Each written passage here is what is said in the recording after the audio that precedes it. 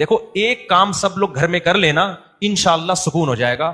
گھر میں چیخنے پر پابندی لگا دو, بس کوئی بھی نہیں چیخے گا, نہ ابا نہ اما نہ بچے. ایسا سکون پیدا ہو جائے گا نا کہ ہٹو بچوں. اور اس کے لیے لقمان علیہ السلام والا واقعہ سنا دو. لقمان علیہ السلام نے اپنے بچے سے کیا کہا کہ بچے جب بھی بات کرنا آرام سے. کیوں؟ سب سے بری آواز کس کی ہوتی ہے؟ گدھے کی. گدھے کی بات بری نہیں ہوتی, اسٹائل کیا ہوتا ہے؟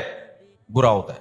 تو اگر آپ نے اتنا بھی کر لیا نا, گھر میں چیخنے پر پابندی, نہ باپ چیخے نہ ماں چیخے نہ اولاد چیخے, تو ایسا لگے گا جیسے آگ پہ نا ٹھنڈا پانی ڈال دیا. اور یہ شروع سے جب شادی ہو نا جس دن, اسی دن سے ماحول بنانا پڑتا ہے. دلہن جب آئی اس کو سمجھا دو, بیگم کوئی بھی بات ہوگی تمیز سے. میں بھی جب کوئی بات کروں گا تو کیسے کروں گا؟ تو آپ تو کبھی سے ہی موڈ نہیں ہو رہا آپ لوگوں کا, تو کیا کرو گے تمیز سے؟ منہ سے بول تو دو نا. جو بات ہوگی کیسے ہوگی؟